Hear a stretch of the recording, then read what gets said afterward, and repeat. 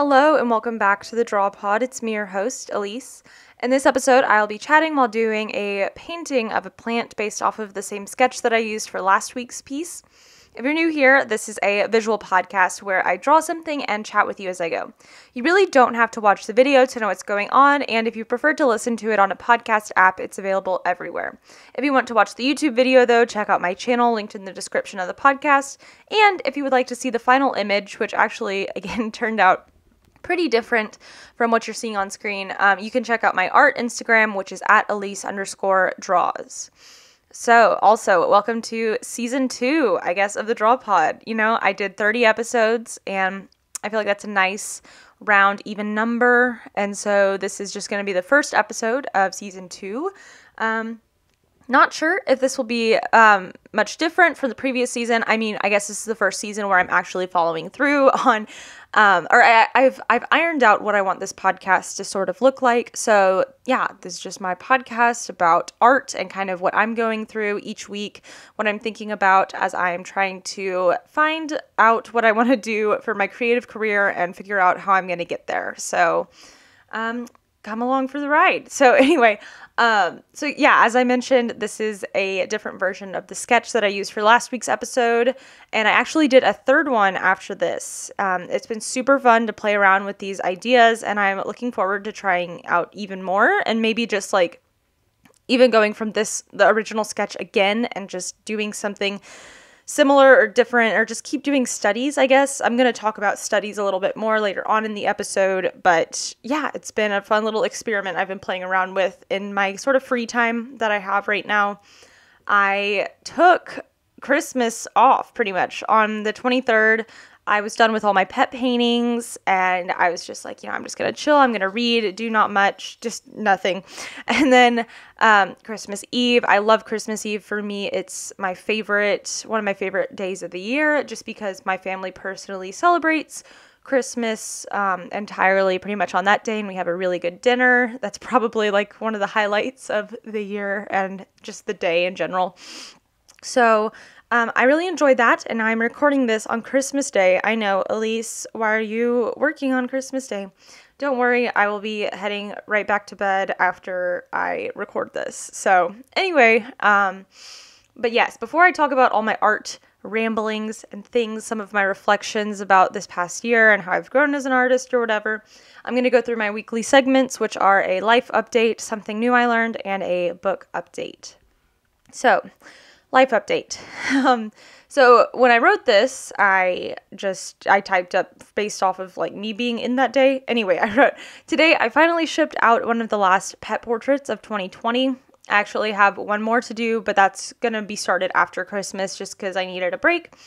I definitely did around 20 this year, which is super awesome for practice, kind of, to just do not paint the same thing, but paint a similar thing or a similar subject like so many times. And it was also nice to make a bit of money from it. And it's definitely going to be a yearly thing that I do from now on. But yeah, so I'm excited to get that last one done, and then I'll maybe close commissions for a little bit. Not sure, but yeah, I've grown a lot from doing that, and I'm really proud of myself for getting all of these done and really focusing on art in December. December was really, I think I made the most out of it. I made it what I wanted it to be. I wanted it to be a break from applying to jobs and a break from just stressing myself out too much. I wanted to focus more on art and reading this month. And, you always will wish that you focused on it even more than you actually did. But I wish I did work a little bit more on art and reading and stuff, especially reading. I spent too much time on my phone, but overall, I'm very happy with myself and happy with December, a great month, and I'm looking forward to the new year. I was really worried, actually, or not really worried, but just kind of getting sad about Christmas being over and having, this period of time where it's like the 5 days until the new year. And then, I don't know, there was just a lot of joy and kind of community and just general happiness about it being Christmas time. And I loved looking at all the decorations in my neighborhood, and I was just kind of getting a little sad about that being over. And then we head into January, and then into the beginning of the year when it's very like holiday-less months. So But it'll be great. I'm warming up to the idea of the new year as it approaches, and I'll get to see my boyfriend sometime soon. I'm going to travel. I'm going to drive up to Dallas and just spend a bit of time with his family. So I'm really excited to see him, and yeah. Let's see. I also am still waiting to hear back about the job that I interviewed for that I've been mentioning a little bit in the past few episodes. So I guess I'll know in the next few days. So we'll see. Fingers crossed. Who knows? But yeah, I'm glad I interviewed for it. Glad I applied for it. Everything. But it's been nice spending December not worrying about job stuff as much. And I guess that's kind of also why I'm a little tad bit anxious about January, because I did say that I would start applying to stuff again in January. So anyway, but we're hoping to manifest that I get this job. So let's hope for that. Anyway. Also, another wonderful thing that happened this week that made me so filled with joy was that my friend Anna brought me a plant. That made me so very happy. They are amazing. And I painted 2 pet portraits for them, and I don't know, sparked a lot of joy for me. And it's a new friend. I don't remember the name of like what it specifically is, but it is a type of Monstera. And you will probably next week on the Draw Pod, I will be doing a painting of it. So get excited to meet this new friend. And again, Anna, if you're listening, thank you. You're amazing. You don't know how much joy that brought me for you to bring that by. So yeah, wonderful, wonderful joy. Anyway, earlier this week I was feeling a little off-ish, bleh-ish, but not in a bad way is what I said. I don't really know. For a while, I do like taking time off and kind of being bored, but then I also don't like being bored. So I was just feeling bleh, and also like not wanting to do anything because, I finished all my YouTube videos. I'm all set for 2020. It's all wrapped up. Very proud of myself. But now it's like, January. I have a whole 52 videos to make this year. Well, I guess it's more like 104, right, with the podcast, but the podcast is fun and easy. But for January, yes, I also planned out all my videos for this year, so get excited. That kind of made me feel a little better after I wrote this and I was feeling stressed. I just sat down and I was like, okay, let's write out what I'm doing this year. So there's going to be a lot of studio vlogs. There's going to be a lot of, it's going to be a lot more art geared. My channel will be this year. Maybe a little, like just a lot less of like any sort of lifestyle or maybe productivity. I don't know. But I'm hoping to do less sort of sit down videos and more videos of me just making work and kind of having it kind of flow more naturally, if that makes sense. But I'm just excited to share more art with you and really grow a lot through making videos about me and my art. So really exciting stuff. So something new I learned is that it's something new I've been trying that I could recommend to you that I enjoy, is that reading first thing in the morning is very nice and you should try it yourself. I wake up at around like 6-ish. I mean, my alarm is at 6:30, but I will wake up usually around 6. On my own, and instead of reaching for my phone right away, which is amazing that it is such a reflex thing for me to do, which I hate, but instead of just grabbing my phone, I grabbed my Kindle and I just laid in bed for like 20 minutes before I got up to get ready to, do stuff, eat breakfast, whatever. I read my book, and that was very nice, and it kind of calmed me a little bit more than I guess whenever I do check my phone right away, which is a bad habit that I just kind of go in and out of all the time. So anyway, really recommend that. You should try that out. As for a book update, I am, set up and reading. I've been reading How to Do Nothing. And that was also a really nice book to read so early in the morning and just like when I'm trying to fight these urges to be on my phone, because it is kind of about fighting against, like the attention economy. And so far from reading this book, I really, really, really enjoy it. I think that there's just a lot of really good stuff in there, just beyond surface level, about some of the like institutional structural things that are causing us to be so addicted to technology in our phones, and just things that have happened over history and time that have made us want to be so productive all the time. And also how like we can personally take a step back, but there's just so much also like evidence, I guess, or stories that are provided along with just like what she's saying, which in other books that I've read, I feel like it's more just like, here's one example of this, and so this is why you should do this, or just two quick little examples, but she really goes into it deeply. So really good book. I definitely recommend you check it out, and I'm excited to finish it up. And that's all I'm really reading right now. I slowed down on reading this week because I've just had a lot of art to work on. And unfortunately, I cannot read while making art, even if it's audiobooks. That's just not how I can read well. But if you'd like to see all the books that I read in 2020, a lot of which I've talked about on the podcast, I posted a YouTube video last week about it, so you should check that out. So now getting into the specific episode topic, some of my thoughts that I have written down about art and me and this year and just art things. But doing these 3 paintings that I mentioned earlier, it's been really fun.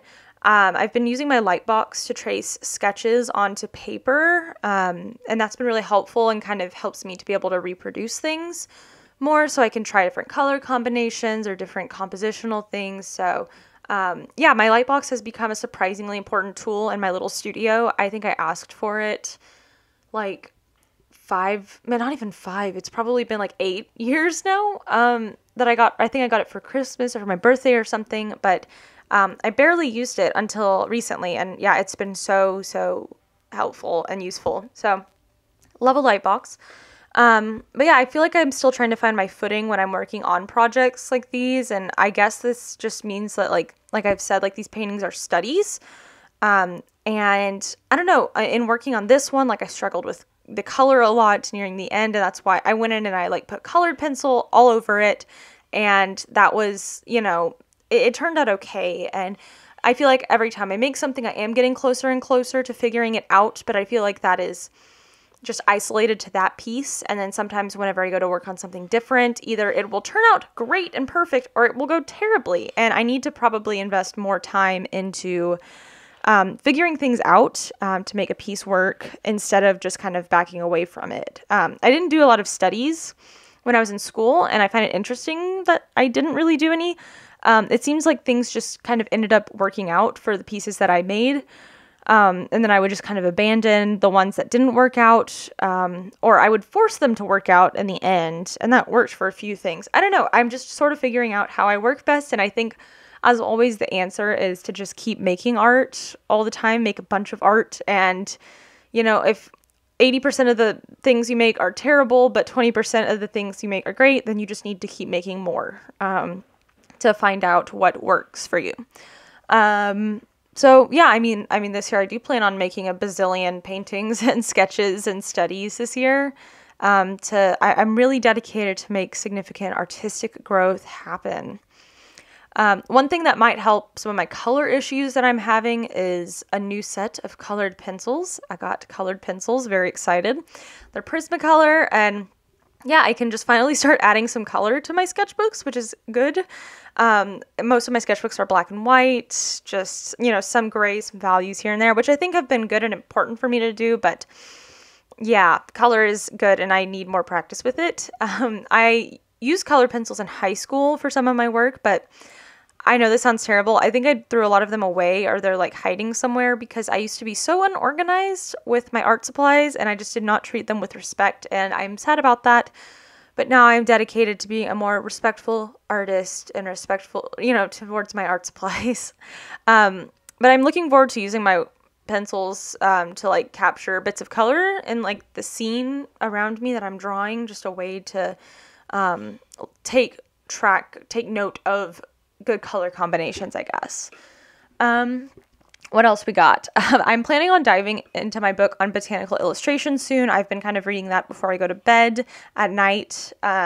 It's not just like, also, botanical illustration is not just like drawing plants, which I kind of knew that for a while, but I then kind of didn't know that for a while.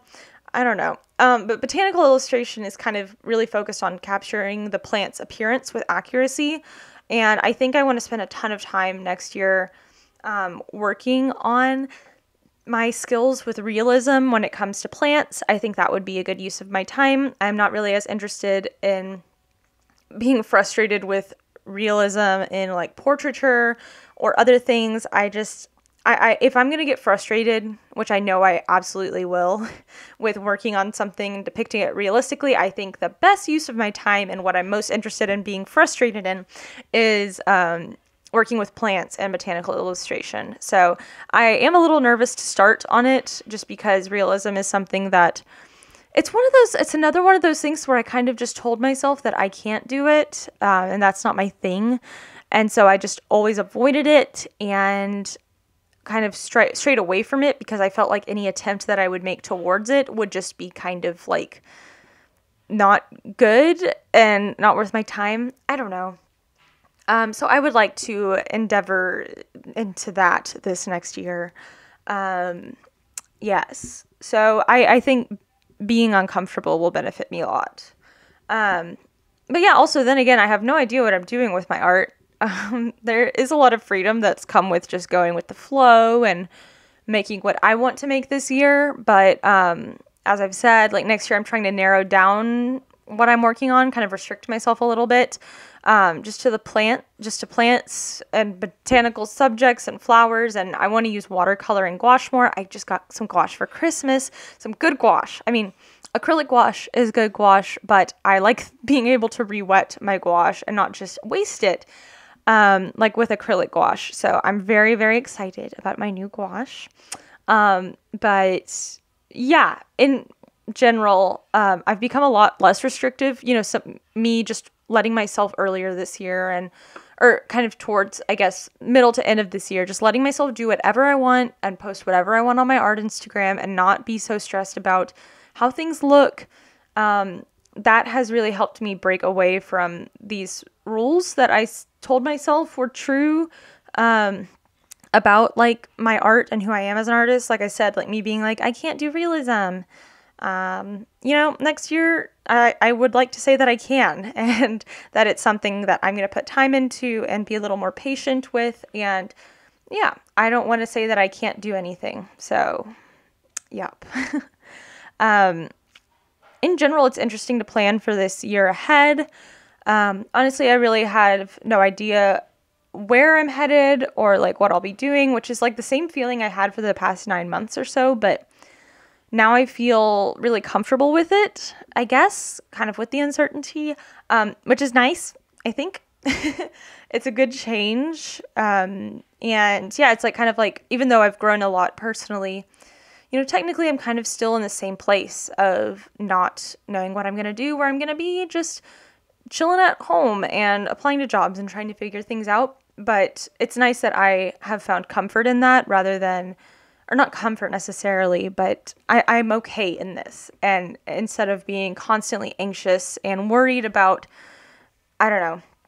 Anyway, but what was I saying? But yeah, who knows where I will be at. It's really nice for me to think about how like I can focus on art, and that's my focus for this year, and that is something solid that I know will be happening this next year. Like I will be focusing on art because I can always focus on art.